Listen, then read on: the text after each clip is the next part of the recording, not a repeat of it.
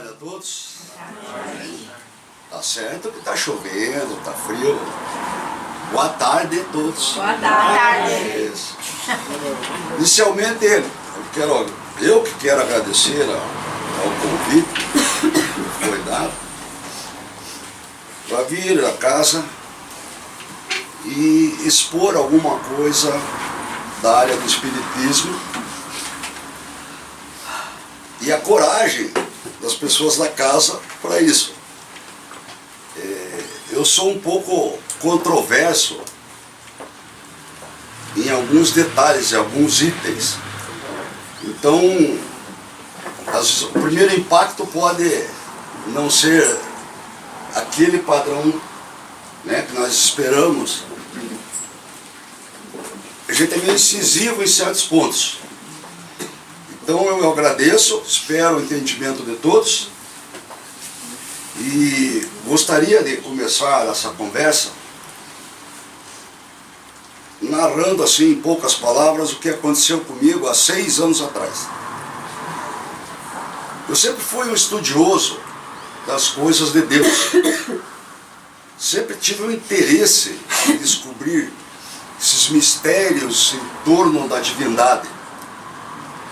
Por que diversas crenças, por que diversos enfoques, se o Deus é o mesmo? E acabei, por orientação de alguns amigos, indo até a Casa Mensageiros da Paz.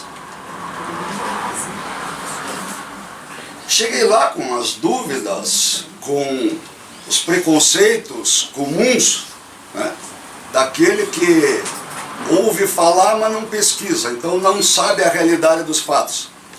Então, com certo preconceito, eu cheguei, sentei. O primeiro impacto na chegada da casa foi de conforto, muita tranquilidade, um ambiente muito leve, e aquilo já me impressionou. Aí eu sentei, como vocês estão aí, e tinha um senhor fazendo uma exposição. E a sensação que eu tinha é que tudo que ele falava para mim. Parece que isso é meio comum no nosso mundo. Mas tudo que ele dizia, ele se direcionava para mim.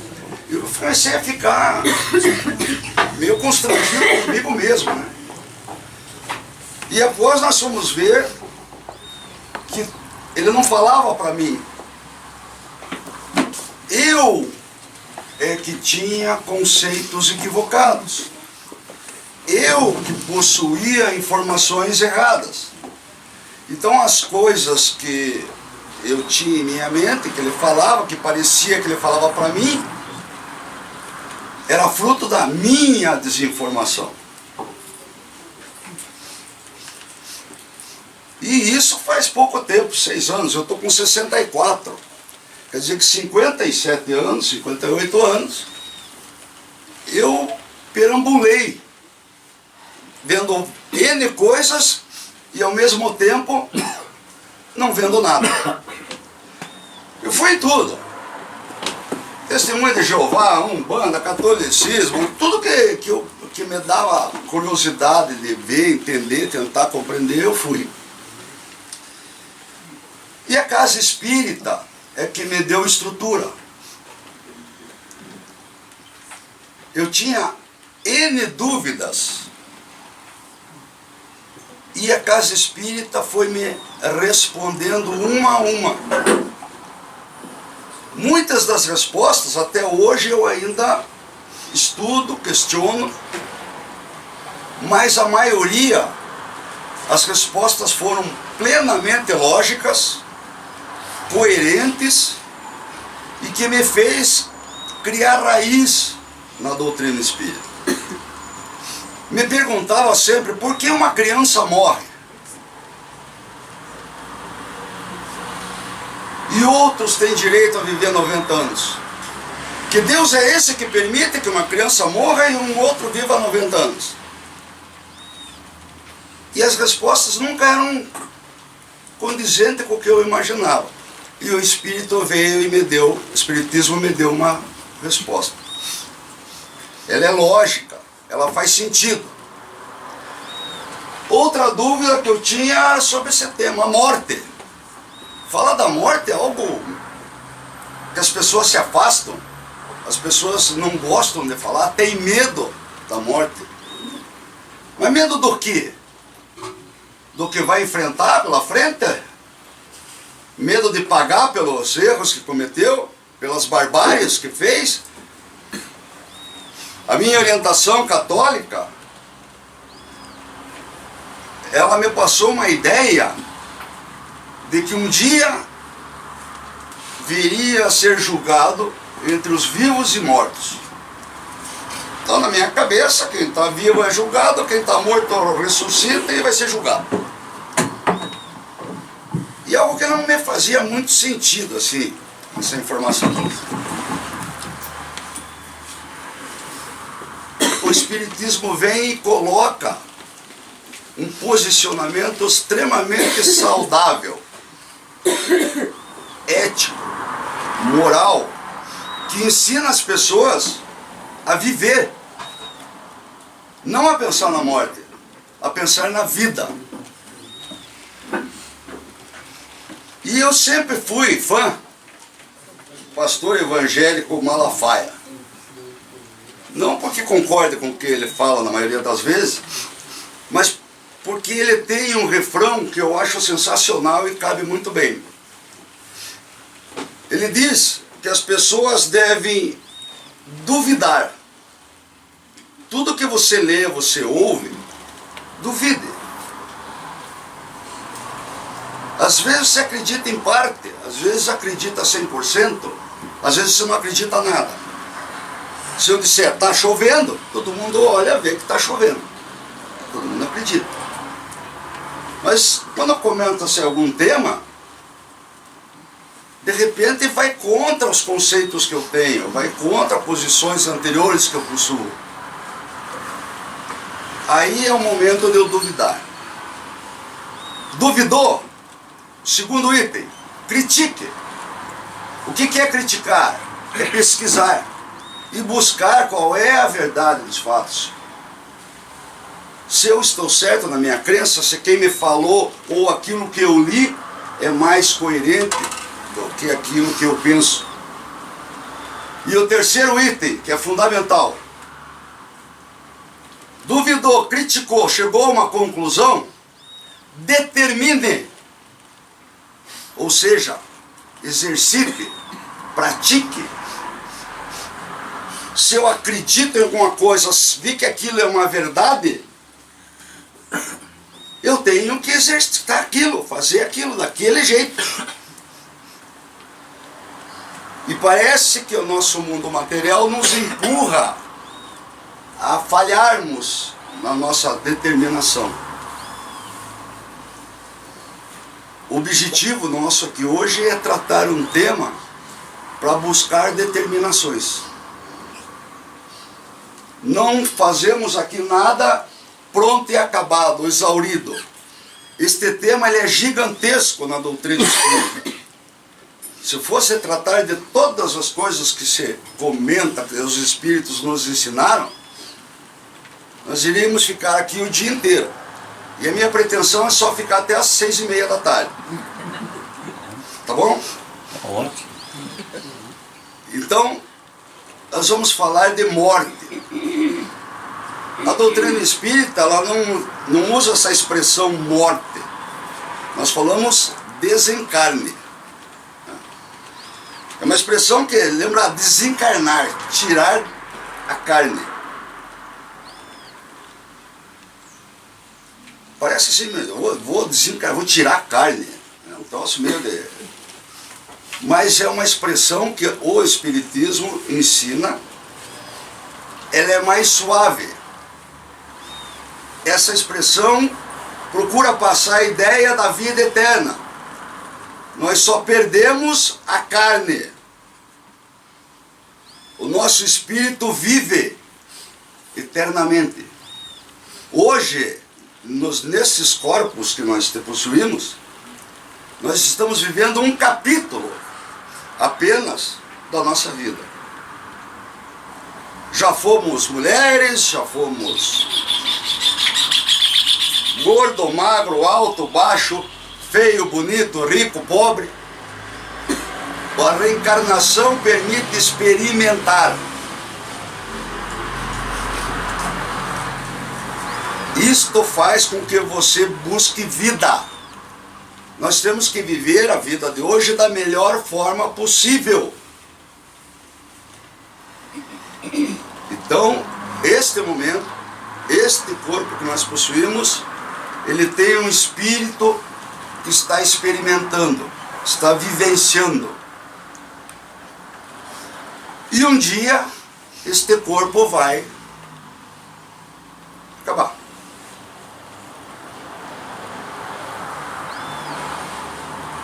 O que é a morte?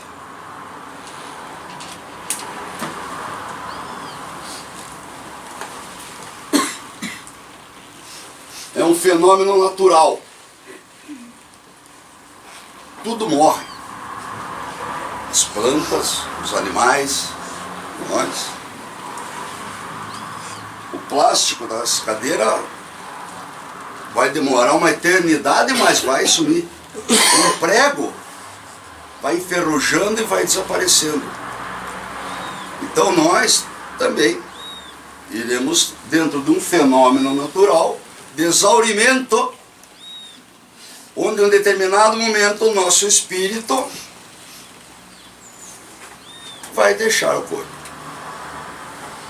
E este corpo que fica volta ao pó.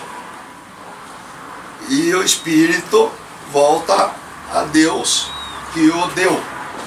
Isto é um texto bíblico. Vemos a morte como algo místico em alguns momentos. Nós não sabemos o que é. Nós ouvimos falar de alguém que os espíritos nos contam e tal. Mas nós temos medo, não sabemos o que é. O que eu vou encontrar a partir do momento em que eu deixar o corpo na terra e meu espírito for para algum local onde ele mereça ir? Porque aquela história que a gente ouve, o defunto está lá, descansou. Conversa que ele descansou. O corpinho está ali paradinho, quietinho, inerte. O espírito vai correr a vida, vai aprender, vai reciclar, vai evoluir. E talvez, se for agraciado, tenha uma chance de voltar. Dizem que esta atual encarnação nossa é a melhor de todas anteriores. Eu fico preocupado com isso. Eu fico me imaginando como é que eu fui. Todo mundo pensou o mesmo, mas fala a verdade. Eu vou ter sido uma traia de marca maior. Porque se essa é a melhor, né? Mas nós temos que buscar a melhor ainda. A próxima a ser melhor, melhor e melhor, até chegarmos a que os antigos chamavam de Nirvana, ou Sétimo Céu. Tinha até uma revista, né? O Sétimo Céu é o ponto alto da perfeição, da pureza, da leveza. Né? Isso seria uma graça, você conquistar isso, chegar a esse ponto. E alguém duvida que vai chegar? Todos nós chegaremos. Não sabemos em quanto tempo. Jesus dizia: nenhuma ovelha do meu Pai será perdida. Significa que o pior dos homens é visto com amor pelo Criador.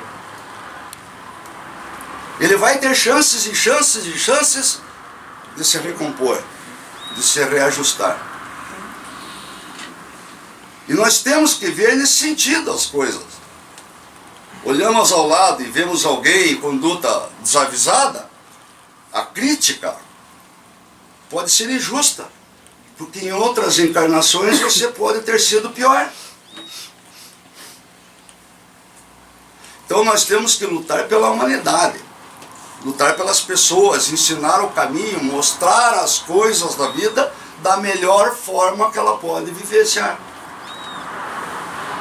Eu sempre combati a ideia de que o espírita sofre. Já ouviram falar isso, né? Parece que o espírita gosta de sofrer. Olha que eu vou num local porque eu gosto de sofrer. Não tem cabimento.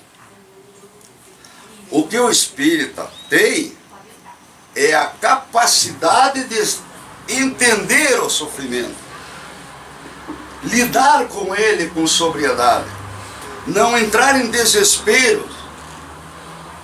Ele sabe que ele tem amparo, que ele tem Deus, que ele tem proteção, e ele consegue encontrar caminhos para a resolução dos seus problemas, por mais graves que possam parecer.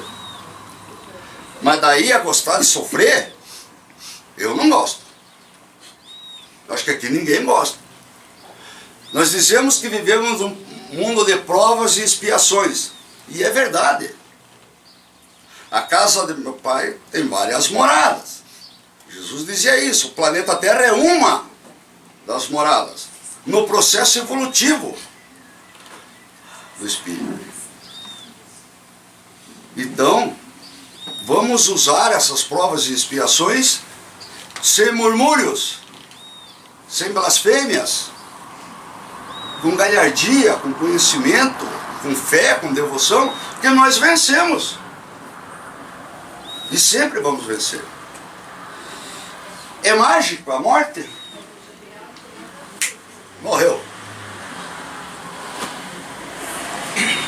Dizem que tem destino.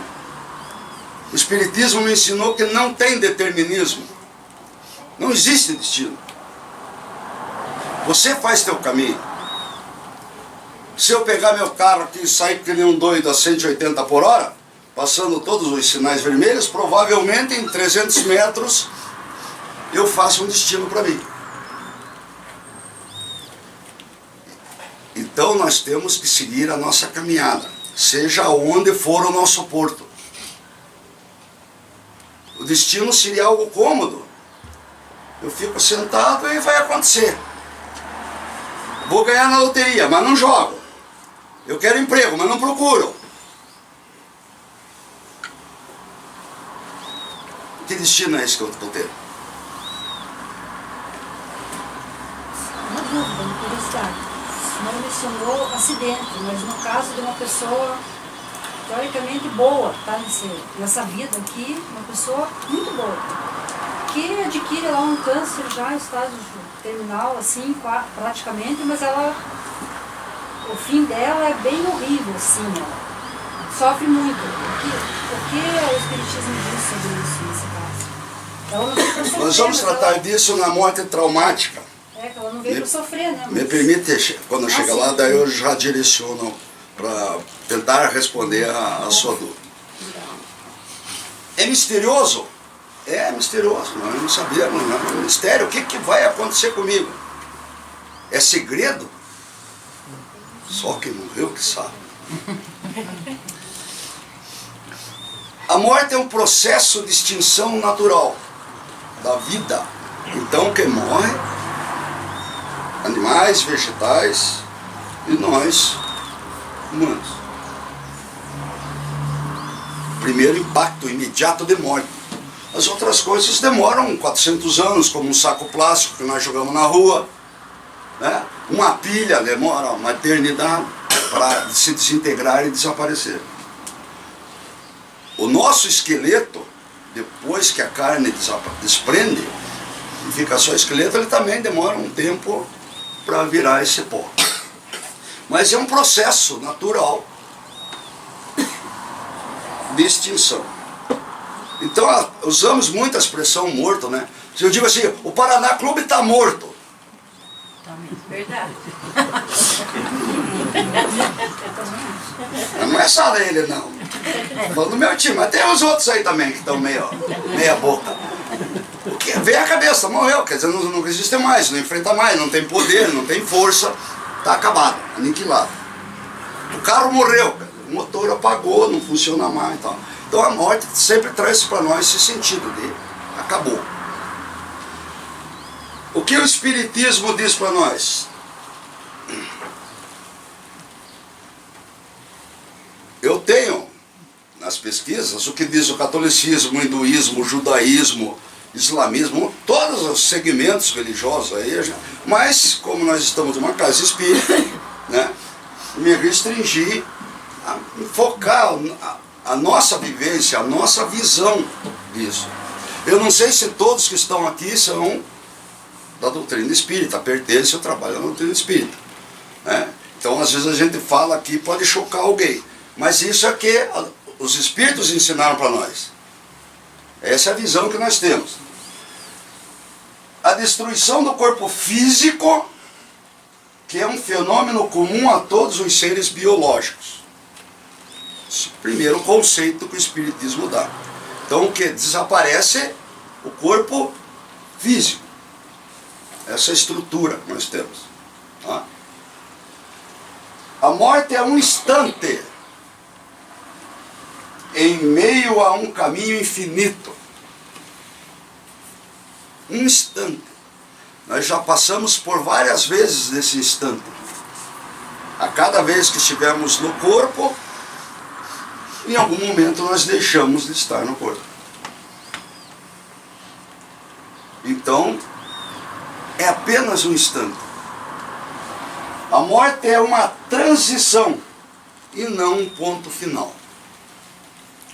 Então, o desencarne nos permite que o espírito busque outros horizontes, outras vibrações, outros ensinamentos, no sentido de evoluir, se aperfeiçoar e retomar.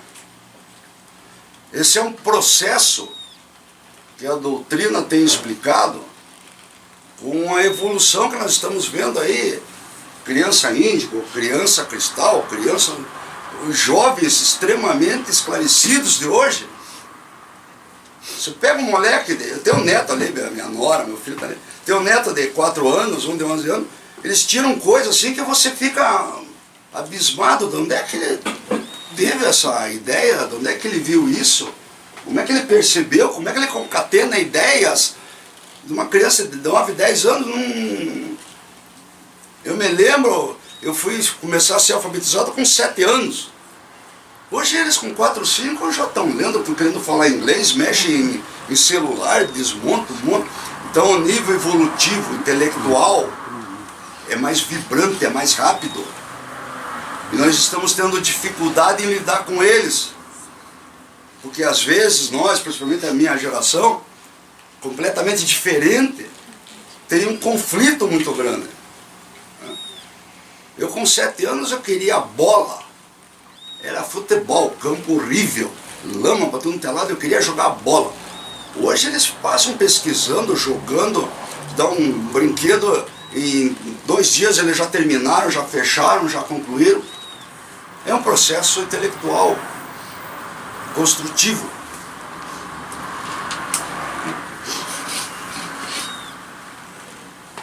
A morte do corpo físico, essa charge aí achei interessantíssima, por isso eu trouxe para nós.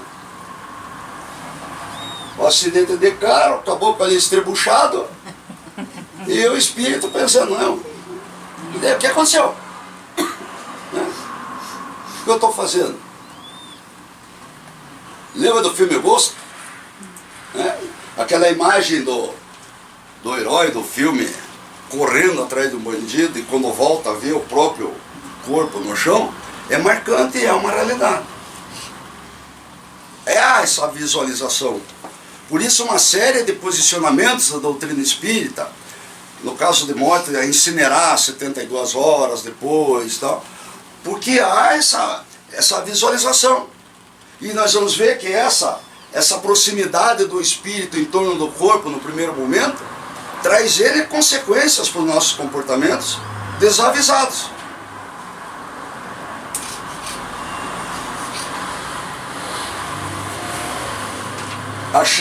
A figura da morte dela é sempre macabra. Nós fomos induzidos, né? Caboclo feio, com uma foice toda. Então é algo horrível. Sempre se passa para nós, a coisa é horrível. Morte horrível. E nós crescemos com isso. Né? E ficamos mais preocupados com a morte do que com a vida. nós vamos ver no final que o contrário é a maior verdade. Então nós temos alguns tipos de morte que eu selecionei ali, que é chamado popularmente. A morte natural, aquela que o corpo envelhece, o espírito vai perdendo fluidos, né? Estou correto, mestre? E de repente se exaure, o espírito sai e o corpo vai embora. Nós chamamos aquela morte bonita. Todo mundo fala, ah, que morte bonita. Ele foi dormir e não acordou mais. É? Parece que é a desejada por todos. Foi dormir e não acordou mais.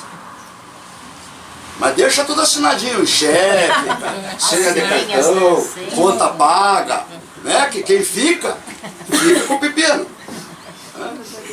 Então, ó, vamos deixar tudo prontinho, tudo assim num cofrinho lá, senha e tal. Caso vá dormir, não acorde, os filhos vêm ali e toca a vida, né? E não vamos deixar conta para pagar. Cachorro para criar, essas coisas assim que né? Então a morte é natural. Existe a morte jurídica. A gente fala assim, já vi uns dois olhares assim meio esquisitos. Que morte jurídica é essa? Os advogados que moram com essa. Oi? Os advogados que moram. Normalmente é quando você vai pagar o honorário, você... Quase mora. Mas a morte jurídica é uma previsão de lei para situações especiais. Nós tivemos casos já rumorosos, né? Cai o avião no mar. Não acha o corpo. Está morto? E como é que fica a família? Pensão, contas, problemas jurídicos. Então a lei, ela dá um tempo, em caso neste tempo não surja, o corpo em definitivo é considerado morto juridicamente.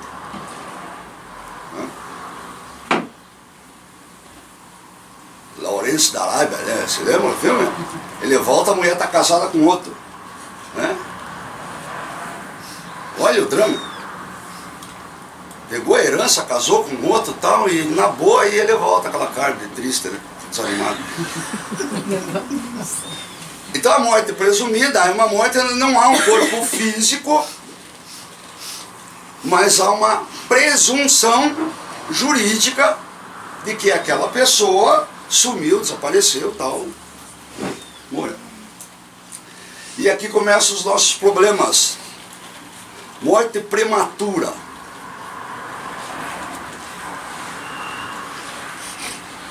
Um jovem no acidente de carro, de moto, tal, morre. Os pais vão enterrar. É uma inversão natural das coisas. Filho enterrar pai é natural. Pai enterrar filho não é. Há uma presunção que os mais velhos vão antes, né? Então essa morte prematura que a gente chama do jovem, da criança,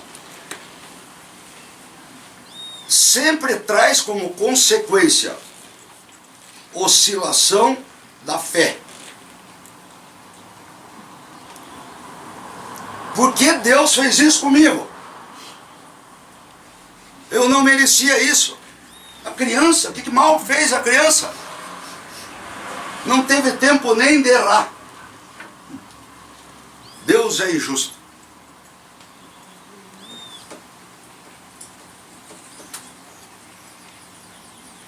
Mas quando você nasceu, ele era justo.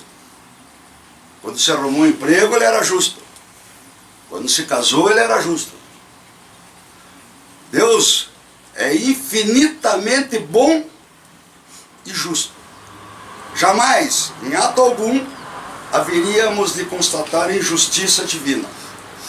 O que acontece é que nós, na nossa ignorância, ainda não sabemos os motivos pelos quais aquelas coisas acontecem. Eu tenho um caso, toma uma aguinha aqui.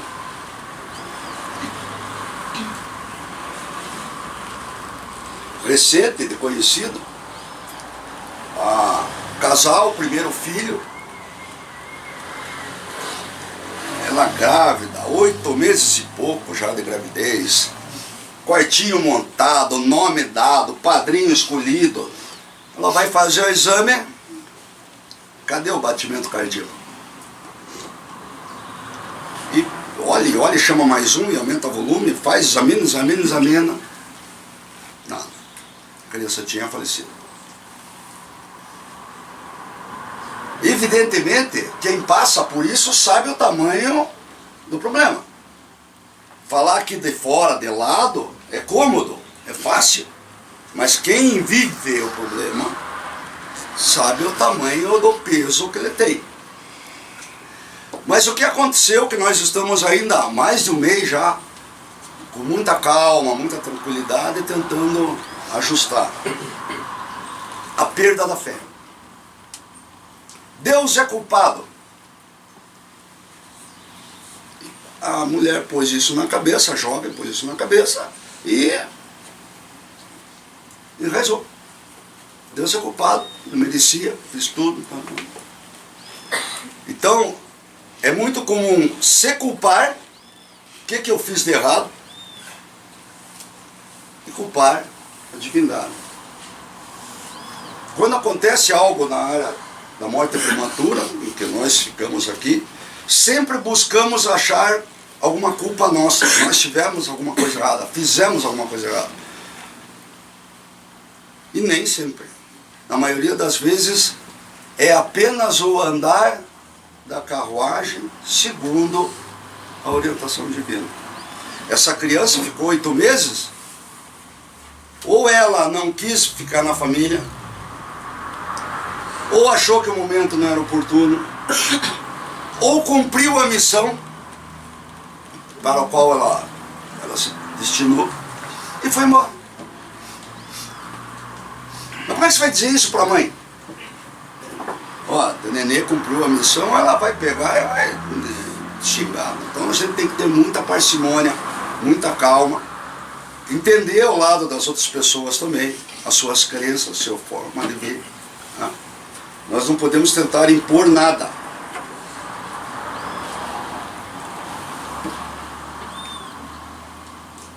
Chegamos na morte coletiva. Aqui no Livro dos Espíritos, que é um código de moral para nós, a partir do capítulo 6º, Lei da Destruição, nós temos uma lei divina chamada Lei da Destruição. Às vezes as coisas têm que ser destruídas para serem renovadas, para serem melhoradas. A lagarta sofre um monte para virar uma borboleta linda. Se você for tentar ajudar a lagarta, você estraga a borboleta. Então, a partir do item 737, flagelos destruidores, até o item 741, o texto merece ser lido com muita calma e estudado. Explica muito bem o problema dos flagelos coletivos. Por que Deus permite esse flagelo coletivo? É a primeira questão que se levanta. Nós já tivemos recentemente vários casos. 11 de setembro, 3.000 pessoas morreram quase que na mesma hora. Onde é que estava Deus que permitiu isso?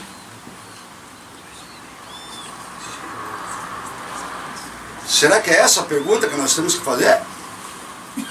Ou perguntar para os homens, o que você fez que provocou isso?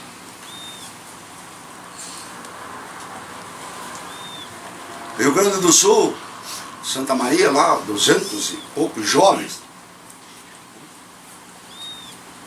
Nós não queremos nos culpar e queremos transferir a responsabilidade para os outros.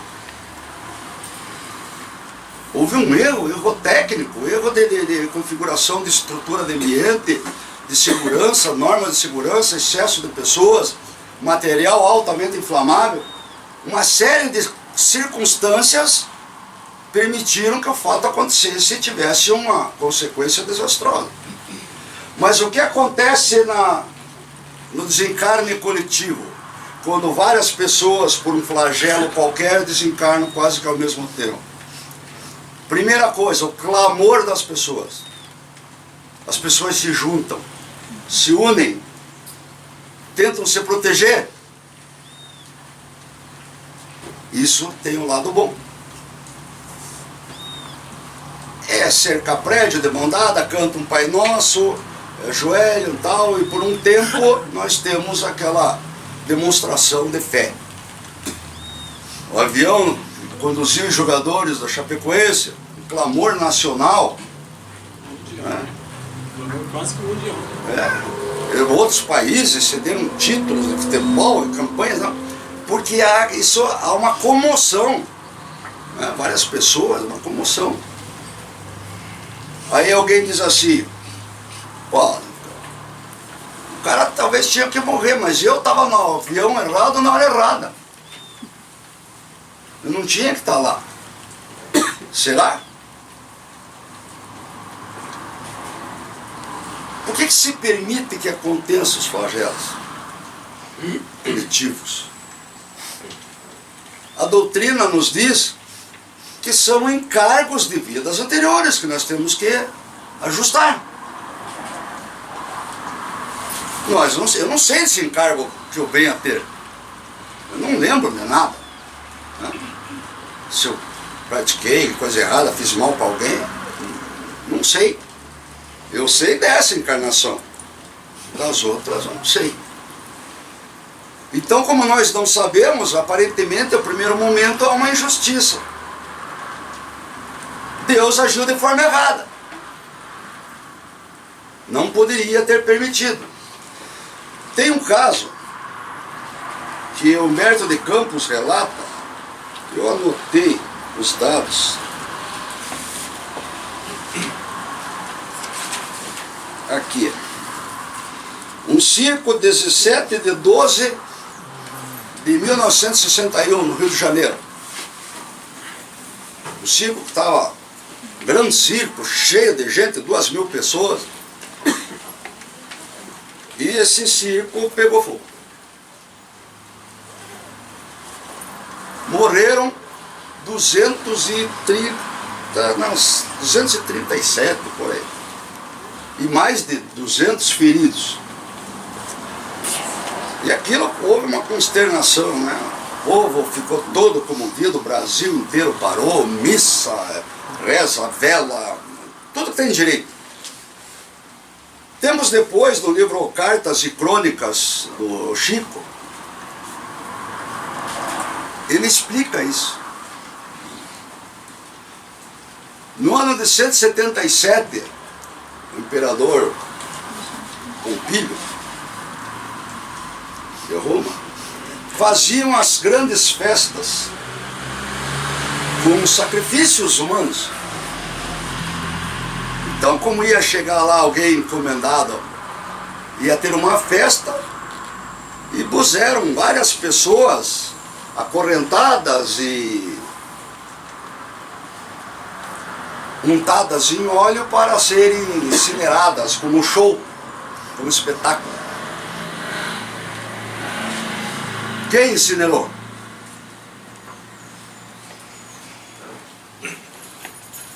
Os que morreram no circo.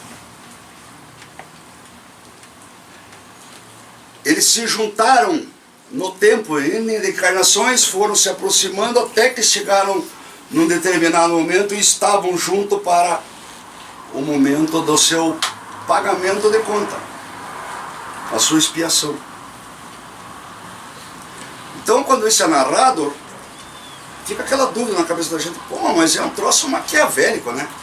É o cara de Roma que passa pelo Paris, vai para a Espanha, vai se juntar no Brasil, no Rio de Janeiro inteiro. Parece historinha, né? Mas isso demorou quase 2000 anos para se concretizar. Como nós somos muito imediatistas, as coisas para nós são já. Na eternidade esse já é um nada. Então, para Deus, na configuração espiritual que nós temos, o nosso tempo é irrisório.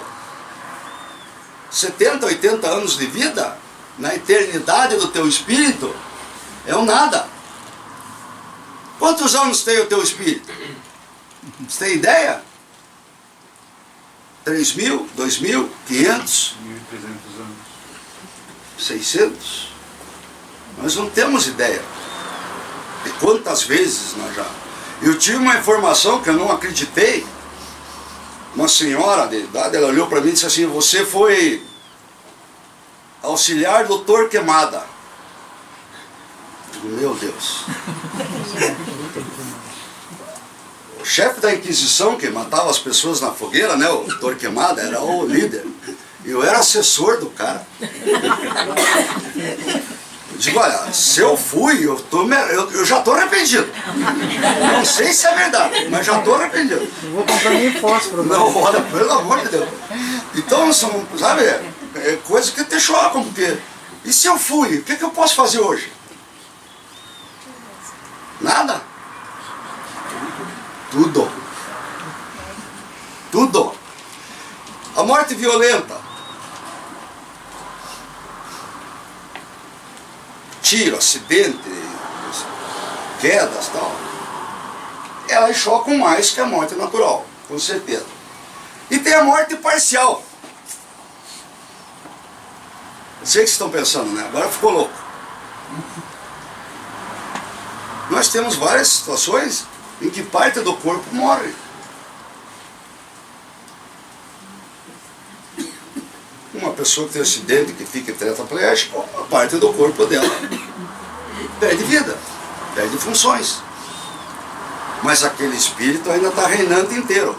Ela ainda pensa, ela ainda projeta, ela ainda estuda, ela pode ser muito útil, às vezes mais do que tem quem está correndo por aí.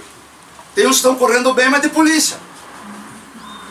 Tem outros que não estão correndo, que estão presos, né? Então, essa morte parcial, ela não é uma extinção de todo o fluido que nós possamos ter de energia, mas o corpo nós podemos ter isso que nós chamamos de morte parcial. Aí o caboclo morreu. Está lá no caixão, e os amigos contando piada, comendo pão com mortadela, jogando truco. Outro dia eu vi um que estava no maior pagode, mas correndo o maior pagode no enterro do cara. Coitado lá no caixão, e o povo dá-lhe festa, né?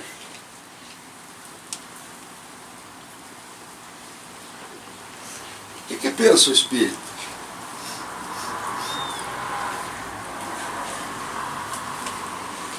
Então nós temos conceitos equivocados.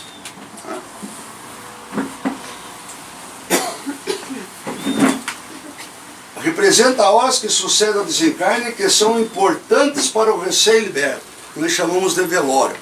Eu acho algo massacrante. A gente fica lá no local, aquela família passa a noite inteira chorando, se lamentando. Em alguns casos vibrando, né? Morreu essa traia, né? Até que enfim. Né? Já estão brigando pela herança, já estão discutindo quem é que fica com o celular e tal. Então, imagine o espírito que visualiza isso. Os caras rindo, contando piada, fazendo festa, no maior oba-oba.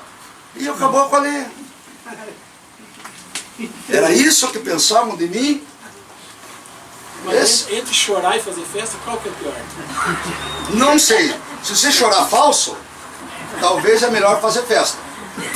Se você chorar do coração, vai fazer bem para você. Estava discutindo com o mestre ali outro dia, né? Da vela, lembra? Aquele, a pessoa compra flor, leva no cemitério, compra vela e tal.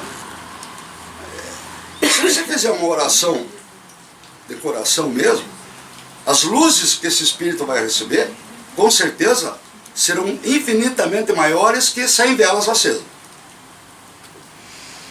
É uma questão de enfoque. Agora, se você acende a vela e fica bem com isso, leva a flor lá e fica satisfeito, faz bem isso, você acredita que está aromatizando o ambiente, tá? É um direito que a pessoa tem. Não somos nós, ninguém vai lá dizer que está errado, está certo. Não existe esse conceito de errado e certo, existe o nosso conceito do que é mais saudável. Cada um. A vida após a morte?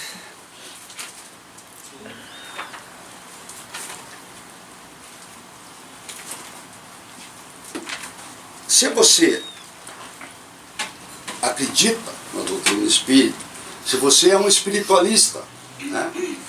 Espiritualista é todo aquele que acredita que tem uma vida à frente.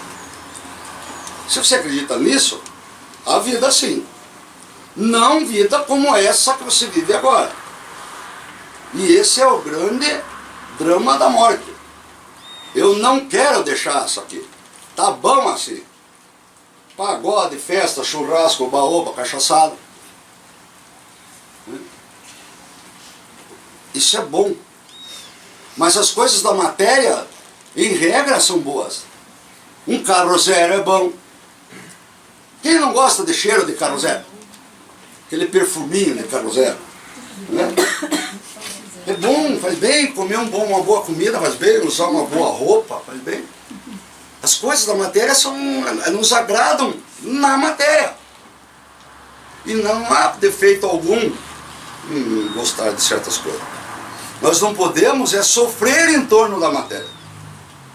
Ficar desesperado pela matéria. Deixar amigos, vizinhos, amores, por causa da matéria. Isso é errado. Então, o que diz o budista? Há vida sim. Deixando de meta em psicose. A possibilidade até de reencarnar em animais. O espiritismo não aceita a metapsicose. Se nós estamos num processo evolutivo e você chegou a ser humano, reencarnar no animal é retrocesso. Essa é a explicação que dá e eu achei extremamente coerente. Se você chegou ao humano, vai retornar num rato? Se você reencarnar num rato, porque a tua encarnação foi uma porcaria. Você não deveria nem ter encarnado. Foi uma traia. Então o espiritismo diz que não, você só pode reencarnar de novo num ser humano melhor.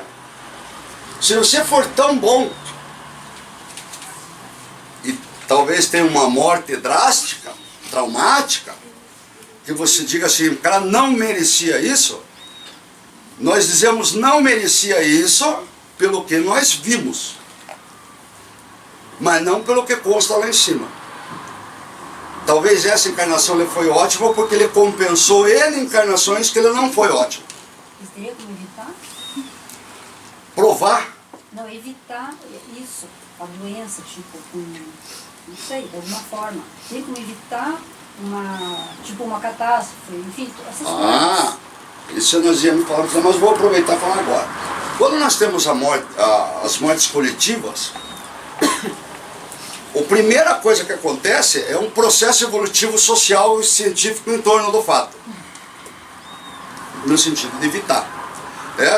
Nós tivemos como é que era a febre negra? Peste negra, que morreu em 1930, não sei quanto, milhões de pessoas. Imediatamente a ciência tal foi em cima tal e já provoca vacina, remédio. Um prédio cai, morre 40 pessoas, o sistema de engenharia já vai em cima ver qual foi o defeito, como é que faz para não acontecer mais aquilo. O avião cai, já vão descobrir a causa da queda, tal, para tentar remendar aqueles problemas. Então isso serve para um processo evolutivo, é lei de destruição. Algo se destrói para que algo evolua. E é assim que funciona. Então, esse mal grave que acontece faz com que a sociedade se comove e busque, cada um na sua área, a melhoria do sistema. Para alguns é um estado sobrenatural. não sabemos. O que é sobrenatural para nós? Mistério.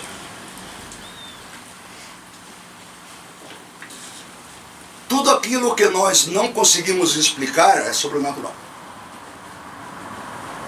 A partir do momento que ele tem explicação, não é mais sobrenatural. Assim é o milagre. Nós não acreditamos em milagre porque Deus não viola suas próprias leis. As leis de Deus são imutáveis. Não tem revogação nem parcial nem total. Não tem emenda constitucional que altere. Ela foi feita e é eterna. Então, não há possibilidade, né, dele burlar suas próprias leis. Logo, o milagre para nós é aquilo que nós não conseguimos explicar, por desconhecimento. A partir do momento que nós conseguimos explicar, desaparece a figura do milagre. Né? E a ignorância permite uma série de coisas. O caramuru, sabe por que caramuru? Fogo, né? Eles chegaram, encontraram aquele monte de índio e tal, e o cara foi cercado pelos índios, eles vieram em cima, ele pegou aquele revólver de pólvora que ele tinha, aquela pistola, e deu um tiro. O índio nunca tinha visto tiro, aquele barulho, fogo saindo do cano. Todo mundo parou, caramuru, caramuru, ele foi endeusado, porque não sabiam o que era aquilo. Assim nós não temos conhecimento, para nós é um mistério, para nós é sobrenatural, para nós é milagroso. O cara escapou por milagre.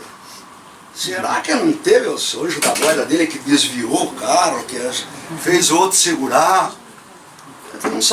A gente não sabe, nós não temos essa informação. Então, nós jogamos a palavra milagre, foi um milagre. Pronto, resolvido o problema, está explicado. Né? Os ateus não discutem isso. Ateu, sem Deus. Né? É um grupamento que está dando muito progresso no mundo moderno. Há um significativo movimento de ateus no mundo que não acreditam em Deus, não acham tudo isso besteira. É um direito que eles têm, e espero que as consequências não sejam graves, né, nesse sentido. Para eles, morreu, acabou. Acabou tudo. Tem discussão. Morreu criança, morreu criança. Morreu velho, morreu rico. Acabou, se encerrou. Né? Aí eu faço uma pergunta. Se todos fôssemos ateus, para que ser honesto? Para que ter moral, ética, boa conduta? Todo mundo ia sair numa bandalheira aí de marca maior. Mas as leis de Deus estão na nossa mente, na nossa consciência. Queira ou não, você acaba se conduzindo por elas. Você sabe que está errado quando você faz alguma coisa errada. Você tem noção daquilo. Você pode até enganar todos em volta, mas a hora que você olha no espelho, você sabe que você fez errado. Porque está em nós. As leis de Deus não estão escritas em livro nenhum. Estão nas nossas consciências. Nós sabemos disso. E às vezes nós afrontamos isso. Pelo momento, pela oportunidade, pelo agrupamento que está em volta, pelos meus amigos. Né? Eu acabo desvirtuando. Mas queira ou não, isso está comigo.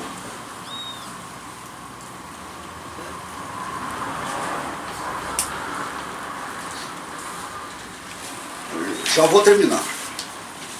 Mais 6 horas, tá bom?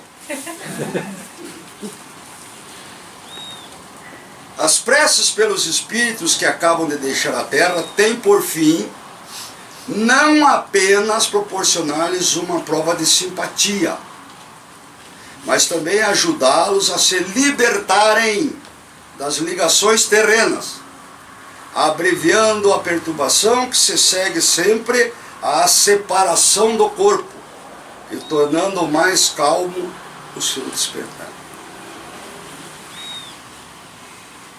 Evangelho segundo o Espiritismo 28 Item 59. Então, quando nós falamos, vai orar, pede para que aquele espírito encontre o caminho mais rápido, que ele tenha conforto, que ele aceite a transição, sofra menos. O fato de ficar em volta do caixão a noite inteira não significa que você está desejando isso. Se você ficar desejando isso, ótimo. Então aquilo que vem do coração, da vontade de fazer a coisa com amor, com carinho, isso produz luz, muita luz. Finalizando, no momento da passagem não vou ter que fazer nada. Vou lá, morro, acabou.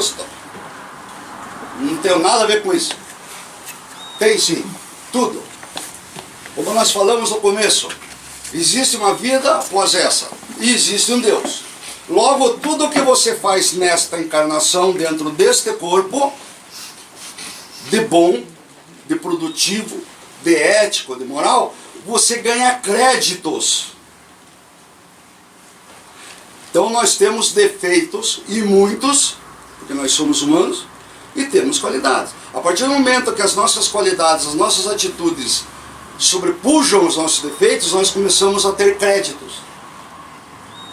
Então, quando eu digo pense na vida e não na morte, adquira créditos. Ah, mas eu estou velho. Daí,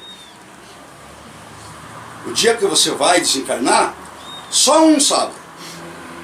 Assim como ele sabe quantos fios de cabelo se tem na cor cabeludo e que uma folha só cai da árvore por vontade dele. Só ele sabe, mas ninguém. Eu tenho uma amiga que ela tinha problema de hipóxia e tal. O médico falou para a família, senhora, 45, 60 dias. Todo mundo chorou, mas não queria chorar na frente dela, porque isso faz 13 anos. Então, sempre é tempo. Interessa. Sempre é tempo, não interessa a idade, não interessa o momento. Faz, viva. Viva a tua vida da melhor forma. Você vai ser feliz, vai ser alegre, vai ser saudável, vai atrair pessoas. Ah, mas aquela tacarola está indo lá no centro rezar. Não quero mais a amizade dela. Você está ganhando. Se a pessoa pensa assim de você, você está ganhando. Fique bem que você está ganhando. Tem a teoria da mala vazia, né? O texto que fala que quando você vai, desencarna, você leva uma mala vazia. E é verdade. Só que você não leva nem a mala. Você só leva o que está na tua consciência, no teu coração. Aquilo que você aprendeu, as coisas que você fez, boas e ruins, que você vai ter que fazer ajuste, né? Tudo aquilo que você produziu enquanto no corpo, você leva na mente. Roupa, sapato, joia, tudo, fica tudo. Então, dizer que você leva a mala vazia, você não leva nada. Absolutamente nada. Nem o porco. Olhe lá, seus filhos disserem para você, vamos botar um terninho vagabundo nele lá, que vai ser enterrado mesmo, para não enterrar pelado, né? Põe umas florzinhas em cima, tira anel, tira corrente, tira tudo. Né? Por quê? Porque não é. Eu já disse que ia levar todo o dinheiro que eu consegui ter até o dia, eu vou levar no caixão. Meu filho disse que ele troca, ele fica com o dinheiro, dá um cheque, eu desconto lá. Assim que eu chegar, eu posso descontar lá. E em cima disso, da boa vida, de fazer o melhor que nós podemos, eu pergunto, para concluir, o que é que você quer deixar escrito na tua lápide?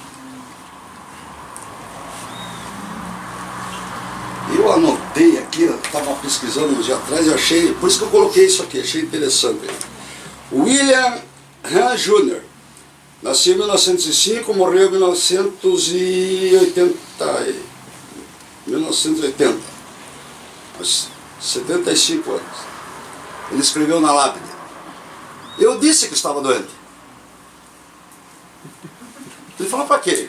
A mulher, acho que a mulher fingiu que não viu, né? Só espero que a gente não tenha que escrever essa. Aqui jaz Márcio, comercialino, não sei o que é isso. Cervejeiro, boêmio, celesteiro e pescador. Está aqui contrariado.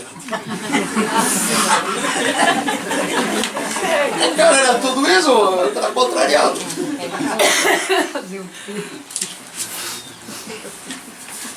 E para encerrar, eu, coincidentemente, terça-feira, ganhei isso aqui no Centro Espírita, um texto de Emmanuel, bem curtinho. Ante ou além. Isso para terminar. Tá? Eu prometo que eu vou embora. A vida não termina onde a morte aparece. Não transformes saudade em fel nos que se foram.